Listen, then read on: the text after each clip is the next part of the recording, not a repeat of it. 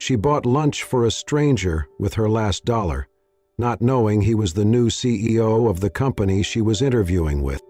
The rain had eased into a soft drizzle, painting the sidewalk in mirrored glints of gray and yellow from passing cars. Riley Morgan pulled her coat tighter around her slim frame, her blonde hair damp and sticking slightly to her cheeks.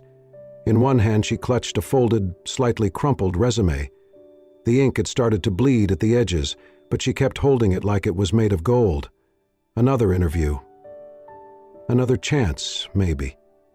Her stomach growled, loud enough for her to hear. She had skipped breakfast, again. She glanced into her wallet while waiting at the crosswalk. $4.16.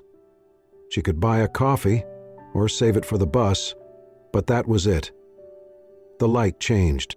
She stepped forward, her boots splashing slightly in a shallow puddle. Just outside the corner deli she saw him. A man, middle-aged, in a wrinkled shirt and faded jeans, had slipped on the wet pavement. A brown paper bag had burst beside him, a sandwich and drink scattered, soaked. He winced as he tried to stand, hand cradling his side. People passed him. No one stopped. Riley didn't hesitate. She jogged over, kneeling beside him. "Are you okay?" He looked up, surprised. Rain had darkened his hair and soaked through his sleeves. I think so. Just bruised my pride, mostly." She offered her hand, steadying him as he stood. He dusted off his pants, glanced at the ruined lunch on the ground, then gave a small, self-deprecating chuckle. "Well, there goes my lunch." Without a word, Riley turned and walked into the deli. A few minutes later, she emerged with a bottle of water and a fresh turkey sandwich in a wax paper wrap. She handed them to him. He blinked. "Miss, no, I can't accept that." "You don't need to," she smiled, tired but kind. "You look like you need it more than I do." He took it hesitantly, still stunned. Then came the question. Quiet, curious, honest. "Why would you do that?" he asked. "You don't even know me." Riley's smile softened, her voice low. "I've been the one lying on the ground. I know how it feels." There was a long pause. Then he nodded, clearly moved. "Thank you," he said. "Truly." She nodded once, shoved her hands into her coat pockets and turned to go. He called after her. "What's your name?" She hesitated. Then, over her shoulder, "Riley." "Thank you, Riley," he said again, but she had already merged into the crowd. She didn't look back. If she had, she might have seen him watch her walk away with a strange look in his eyes, something between wonder and regret. Riley's pace slowed as she rounded the next corner and stepped under a dry awning. She pulled out her wallet again, empty. 4 coins, that was all. The rumble in her stomach returned, louder now. Her coat clung to her from the drizzle. She shook her head, exhaled deeply, and looked up at the tall glass building ahead of her.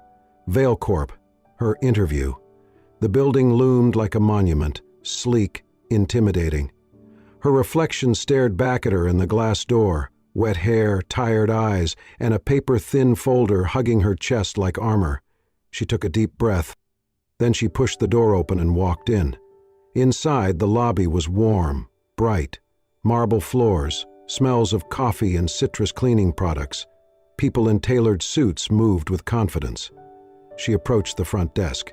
"Hi," she said. "I'm here for a 1 p.m. interview, Riley Morgan." The receptionist gave a brief nod, scanned a list, and smiled. "Yes, you're on the list. Elevator to the 22nd floor." Riley nodded, murmured a thank you, and turned toward the elevator. As the doors slid shut behind her, she looked at her reflection again in the polished metal. She didn't have lunch. She didn't have money. She didn't have a clean record. But she still had her name, and for now, that would have to be enough. The elevator chimed softly as Riley stepped onto the 22nd floor of Vailcorp. The carpet beneath her worn boots felt too plush, too clean, as if each step she took left behind an invisible shadow of doubt. The receptionist gestured toward a glass-walled waiting area, filled with a few other applicants, sleek, confident, impeccably dressed. Riley smoothed her hair in the reflection of a glass panel, tucking the damp strands behind her ears. She hugged the folder to her chest again as if it could protect her. Across the floor, behind a tinted wall, a figure stood with a tablet in hand, watching. Ethan Vale, CEO. He wore a tailored jacket now, no longer the weathered flannel shirt or scuffed boots from earlier that day. But his eyes hadn't changed. They were still observant, still quietly searching, and he saw her. The same woman who had handed him her last sandwich, eyes heavy with exhaustion, but voice still steady with kindness. She had walked away without asking for anything. Not even his name. He hadn't expected to see her again, not here. For a long moment, he said nothing. Then, slowly, he turned away. He would listen first, learn who she was when she thought no one was watching. Riley sat down in the waiting area. Her fingers toyed with the edge of her resume, worn from the rain and her grip. She glanced at the other candidates, each scrolling confidently on their phones, portfolios gleaming, laughter light. She felt like a smudge on clean glass. A voice called her name. "Riley Morgan?" She stood quickly, following a woman in a dark green suit into a medium-sized conference room. There were 3 people waiting. HR, a department head, and someone from legal. Each one wore a practiced smile. The first 10 minutes of the interview went smoothly. They asked about her work ethic, her coding certifications, her adaptability. Riley answered carefully, honestly. She could feel her confidence rising, like a fragile balloon trying to reach air. Then came the moment she had learned to dread. One of the interviewers leaned forward slightly, hands folded. "We've reviewed your resume, but we also ran a background check." Riley's heartbeat slowed, not stopped, just braced. She nodded. "Yes, I expected that." The air in the room shifted, slightly colder. "It shows a conviction, financial fraud, 2 years served. Do you care to elaborate?" Riley looked them in the eyes. No anger, no defensiveness, just truth. "I was 24. I worked as a junior accountant for a startup. I trusted the wrong person, my boyfriend at the time. He used my credentials to authorize transfers. When the investigation came, he disappeared. I had no proof to defend myself, no money for a better lawyer, and I had signed documents I didn't understand." Silence. She continued, quieter now. "I went to prison. 2 years. My mother died while I was there. I missed the funeral, and when I got out I decided I wouldn't let that be the end of my story." One of the panelists cleared his throat. Another looked at her resume again, no longer with interest but with calculation. "I've worked part-time jobs since," Riley added. "No one wanted to take a chance. But I didn't stop learning. I've earned 3 new certifications, taught coding to kids at a community center. I've stayed out of trouble. I've done the work." The air felt thick now. No one spoke. Behind the glass wall, Ethan watched. Every word, every pause. This wasn't just a story. It was a confession wrapped in courage. And she had told it not to gain sympathy, but because she refused to lie. Riley left the room 10 minutes later, shoulders squared. They had thanked her, said they'd be in touch. The words meant nothing. She knew the tone. Outside the building, she stood under the awning again. The rain had stopped. The clouds were beginning to break. She stared at the traffic, wondering if she had enough change for the bus or if she'd be walking home again. Behind her, from the executive floor, Ethan Vale stood with his arms crossed, watching her through the tall windows. He remembered her voice. "I've been the one lying on the ground. I know how it feels." That voice didn't beg. It didn't blame. It had simply helped. Ethan's jaw tightened. He pressed a button on the intercom and said just 2 words, "Hold her file." The conference room felt colder the second time Riley sat inside it. Maybe it was the air conditioning. Maybe it was the shift in tone. She sat straight, her hands folded calmly on the table, even though she could feel her knuckles tightening every time someone glanced at the final page of her file. 3 interviewers remained: Monica from HR, Davis from the tech team, and a senior legal counsel named Barrett. They had started off cordial, friendly even. They complimented her code samples, her community work, her answers about team collaboration and problem solving. "I like how you mapped out the data reconciliation for that nonprofit project," Davis had said. "Clean logic, efficient." Riley had nodded, grateful. But now all eyes had shifted, and so had the energy. Barrett spoke first. "Ms. Morgan, we've reviewed your credentials, and I won't deny they're strong, but there's another matter." Riley nodded, already knowing where this was headed. He tapped the folder. "Your conviction." A pause. Riley inhaled, then looked him directly in the eye. "Yes, I was convicted of financial fraud 3 years ago. I served 2 years. No one moved. Davis flipped his pen between his fingers. Riley continued. Her voice didn't waver. "I didn't do what they said I did. I was naive. I trusted someone I shouldn't have. But the system didn't care about that. I signed things I didn't understand, and when everything collapsed, he disappeared. I stayed, and I paid." Barrett leaned back. "But you were released early. For good behavior," she said. "I spent every day learning, teaching. I left prison with a coding certification and a job waiting tables.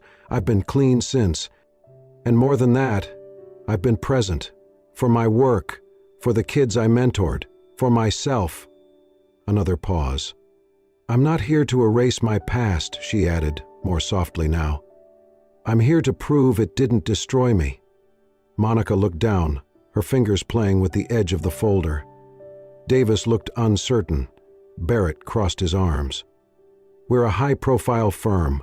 We deal with sensitive data, large clients. It's not just about what you've done, Ms. Morgan. It's about perception, trust." "I understand," Riley said.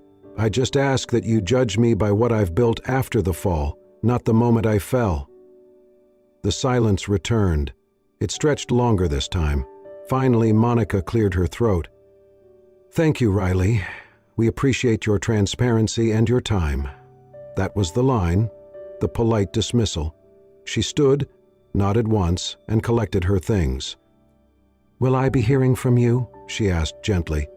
Barrett answered first. "We'll let you know after we've reviewed all final candidates." Davis didn't meet her eyes.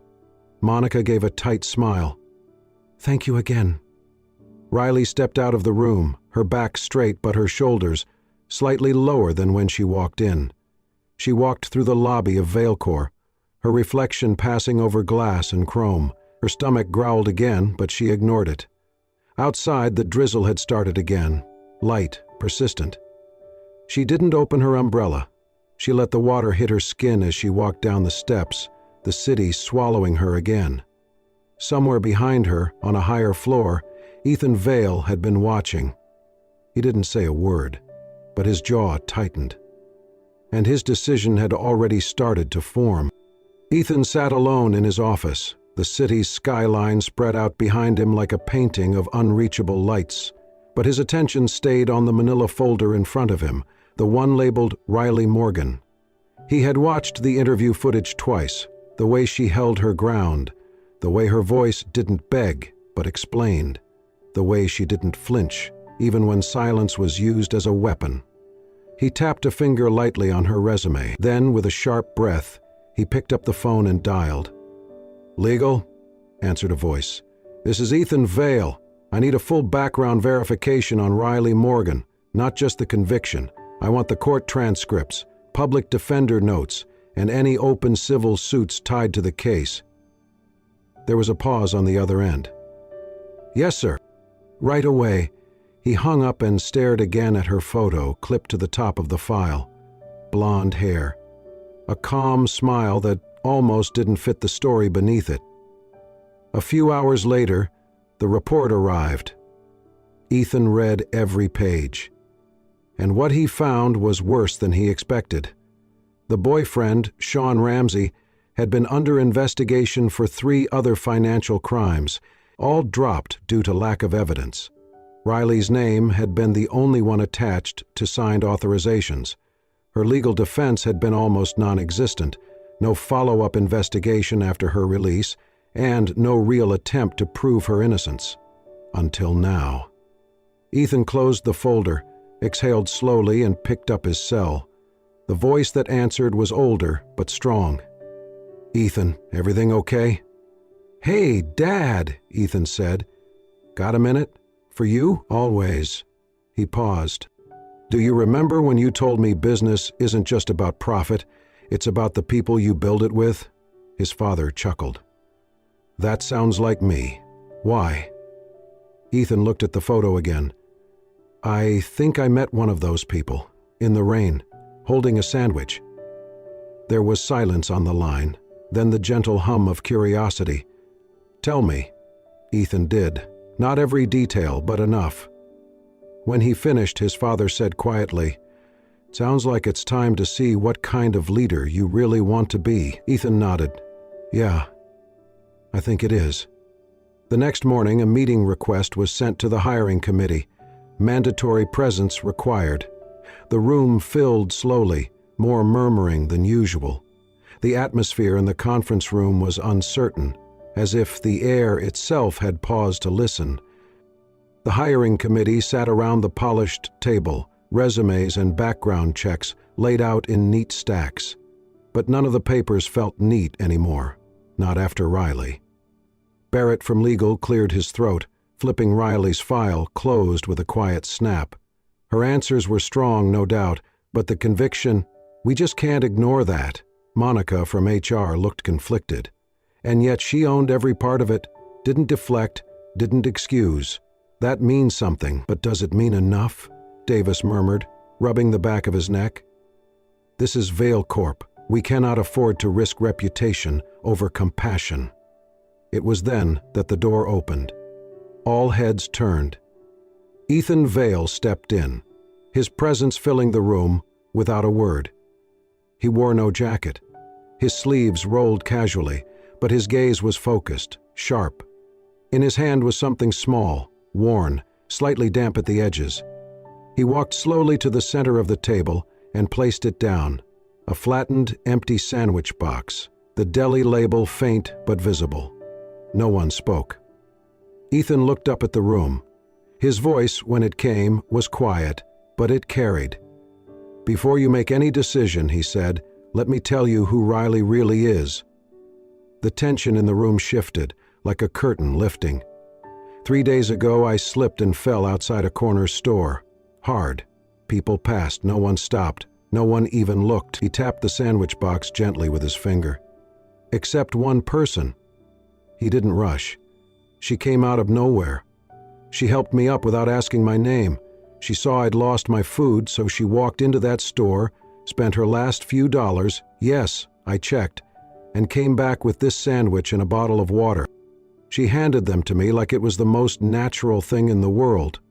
Barrett shifted. "You're saying that was her?" Ethan nodded. "She didn't know I was CEO. She didn't even recognize me. She just saw someone who needed help, and she acted." Monica's eyes widened. Davis blinked. Ethan continued, his voice firmer now. "When I asked her why she did it, she said, 'I've been the one lying on the ground. I know how it feels.'" The words echoed for a moment, hanging in the stillness. "She didn't try to sell me a story. She didn't ask for anything in return, and she didn't know that act would bring her here.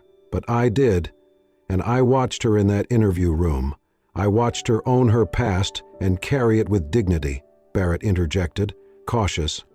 "But Ethan, what about public perception? Clients, investors?" Ethan turned to him. "Perception is built on precedent. We set it. We define it. We can be a company that shuts out people with scars, or we can be one that recognizes healing takes courage." He walked to the head of the table and folded his arms. "As of today, I'm launching the Second Chance Initiative, a hiring policy designed to evaluate people based not only on their past, but on what they've done to rise from it." He looked around the table, letting his words land. "Riley Morgan is the first, but not the last." Davis let out a low breath. "You're serious?" Ethan offered a thin smile.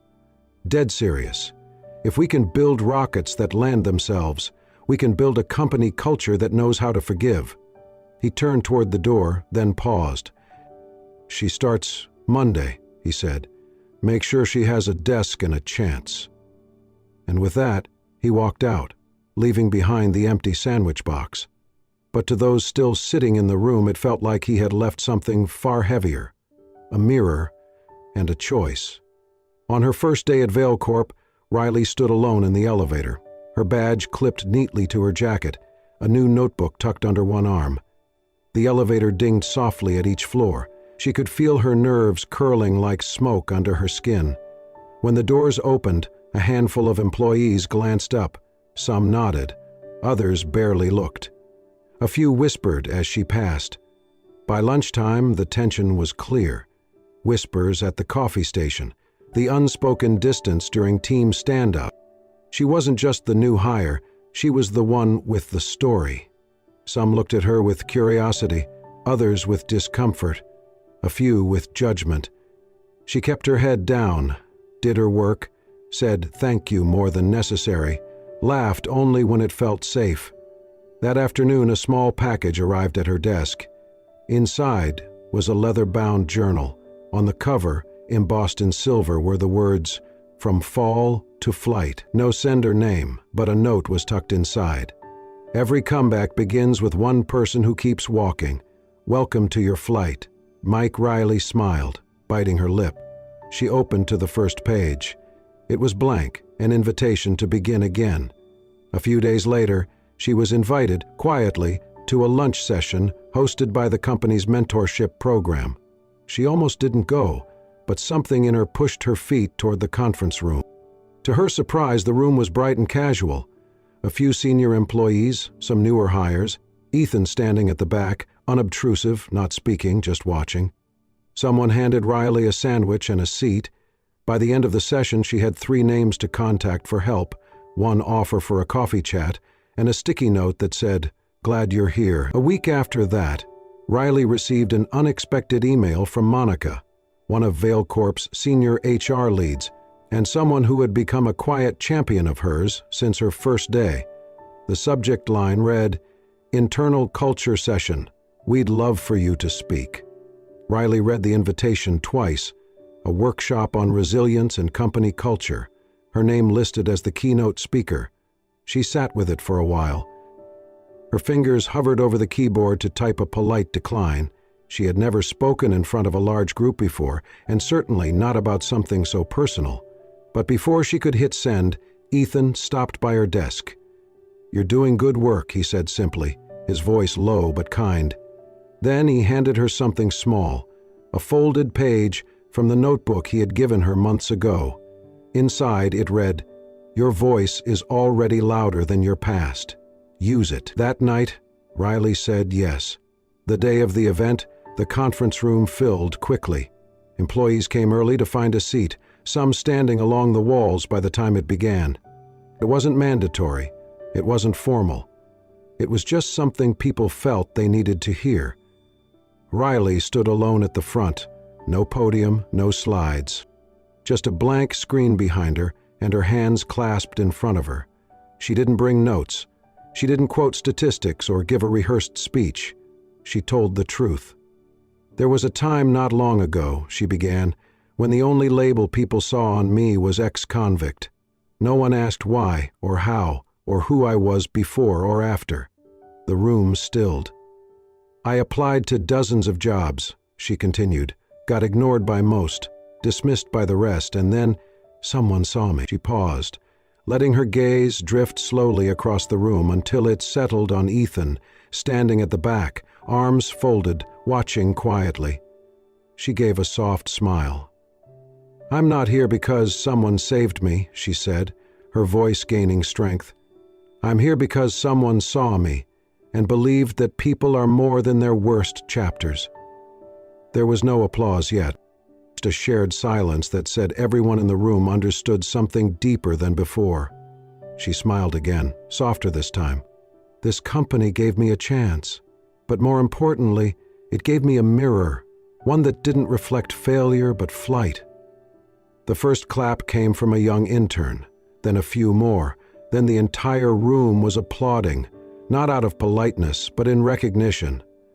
Afterward, people lined up to shake her hand, share their stories, whisper thank you. A few had tears in their eyes. Many simply nodded, as if to say, I see you. And somewhere behind the crowd, Ethan watched. He didn't need to step forward. He didn't need credit. He had already done the most powerful thing he could do. He had given her the floor. And now, Riley stood on it completely, firmly, and beautifully on her own. The office was nearly silent, save for the faint hum of fluorescent lights and the occasional sigh of wind brushing past the tall windows. It was nearly 11 p.m., and the city outside Vailcorp's glass facade had quieted into night. Inside, one light still burned softly. Riley's. She sat alone at her desk, papers spread out before her like a battle plan. Graphs, notes, rehearsal scripts. Tomorrow morning she would present to a cross-department panel, pitching a proposal she had helped design from scratch. It was her first chance to prove herself not just as a symbol, but as a strategist. Capable, prepared, essential. But her eyes were heavy now. She rubbed her temples, blinked, tried to focus. 5 more minutes, she whispered, setting her pen down and leaning her head on her folded arms. Just 5. She never felt herself slip into sleep. Ethan had returned to the office for a forgotten tablet. His evening had run late, investor calls, documents to sign. As he stepped onto the dimly lit work floor, he noticed the single glow from across the room. Curious, he walked quietly toward it and stopped. There, at her desk, was Riley, her head resting against a stack of notes, breathing soft, her body curled slightly under the fluorescent hush. Her brow still held a faint crease, as if she had fallen asleep mid-thought. He hesitated. Then, gently, he slipped off his coat and draped it over her shoulders. The fabric brushed her skin softly, and she stirred, but did not wake. He looked around, then stepped into the break room. A few minutes later, he returned with a paper cup. Chamomile tea, still warm. He set it down beside her with quiet care, then sat in the chair across from her. In that moment, watching her sleep, calm, unguarded, he felt something unfamiliar. Not pity, not admiration, trust. As if something in her silence spoke to a part of him he had not heard in years. She shifted again, and slowly her eyes blinked open. For a moment she was confused. Then she saw the jacket on her shoulders and the tea beside her. She sat up quickly. "Oh my God, I'm so sorry, I didn't mean to." Ethan lifted a hand. "It's all right. I didn't want to wake you. You looked like you needed it." She brushed a hand through her tousled hair, embarrassed. "I was just reviewing for tomorrow." "You've earned a rest," he said, smiling gently. "Come on, I'll drive you home." The car rolled through quiet city streets, jazz humming low from the stereo. A soft, cinnamon cedar scent drifted from a diffuser clipped to the vent. Riley sat with her hands in her lap, fighting the weight behind her eyes. "You can rest," Ethan said, eyes on the road. "We've got a while." "I'm fine," she replied softly. But 5 minutes later her head dipped against the seat. Sleep claimed her without a fight. Ethan glanced over. The streetlights glowed across her face in soft gold. A strand of hair had fallen across her cheek, fluttering slightly with each breath. His hand moved almost on its own, lifted gently, hesitating near her face. He didn't know why he did it, only that something in him longed to smooth that hair away. Not for appearance, not for comfort, but because somehow she had become someone he didn't want the world to bruise again. Just as his fingers neared her cheek, her eyes blinked open. They both froze. Riley sat up slowly. Ethan withdrew his hand, eyes forward again. "Sorry," he said, clearing his throat. "Your hair just got in your face." She looked at him, cheeks slightly pink. "Oh, right." She turned to face the window, but neither spoke again, and neither could quite ignore the thrum in their chests. When they reached her building, Ethan stepped out and opened her door. Riley stepped out slowly, the night air cool against her skin. She turned back to him, hesitating. "Thanks," she said, "for tonight." The tea, the coat, And everything? He smiled, his voice quiet. You'd do the same. She nodded, then slipped inside. As the door closed behind her, Ethan stood on the sidewalk a moment longer, staring after the light behind her apartment window, and in that still night neither of them slept. 1 year later, ValeCorp looked different. Not just in policy or performance, but in spirit. The walls felt warmer, the voices in the halls more sincere, and at the center of it all stood a woman once dismissed by the world, now standing in front of a national conference banner that read, "Faces of Cultural Transformation, Building Companies that Forgive and Flourish." Riley's photo was on every press handout. Her name trended on professional forums. Articles called her the symbol of second chances. But for her, it was never about being the symbol. It was about being seen. She stood backstage, her hands clasped lightly in front of her, heart beating fast as the host read her name. And now, please welcome the woman whose courage inspired one of the most progressive hiring movements in our industry, Riley Morgan. Applause thundered. Cameras flashed. Riley stepped onto the stage with quiet grace, her blonde hair catching the soft light like gold thread. She didn't read a script. She never did. I used to think, she began, that redemption had to be earned through perfection, that you had to do something extraordinary to undo the worst chapter of your life. But I was wrong. She scanned the crowd. You don't need to be perfect.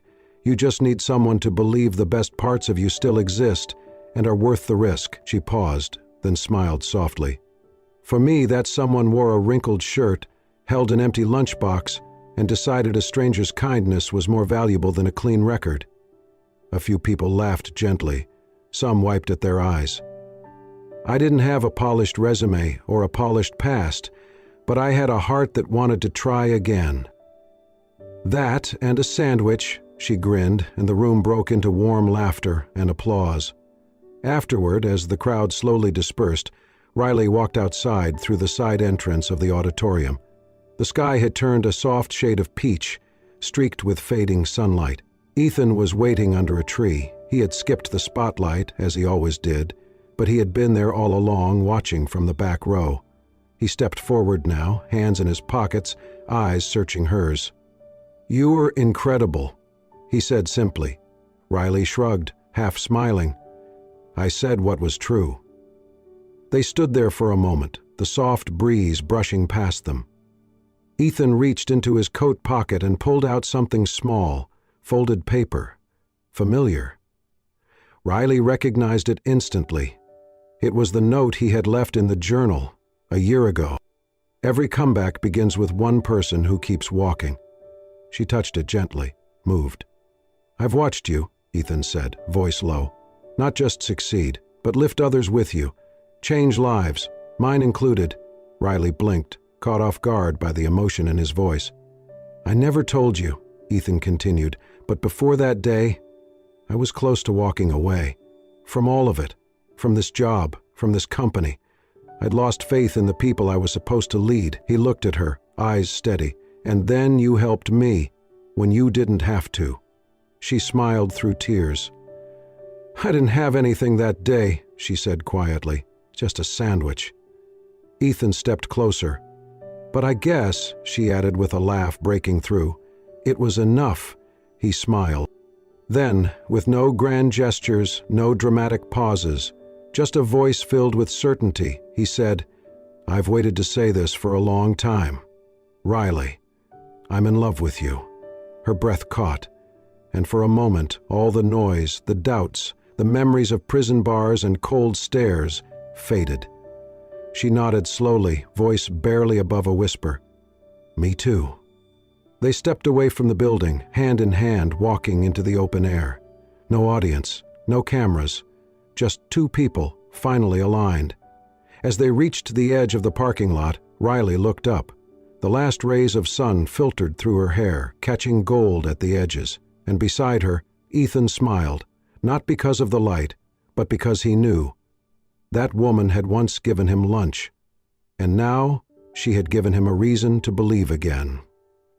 If this story moved your heart, made you believe again in second chances, or simply reminded you that even a small act of kindness can change everything, then you are exactly where you need to be. At Soul Stirring Stories, we bring you real, raw, and beautifully imagined tales that speak to the strength of the human spirit, the power of compassion, and the quiet courage it takes to start over. Don't forget to like, subscribe, and hit the notification bell so you never miss a story that could change the way you see the world, even just a little. Thank you for watching, and remember, sometimes all it takes is a sandwich and someone who dares to see the good in you. Subscribe now to Soul Stirring Stories, where healing begins with every story.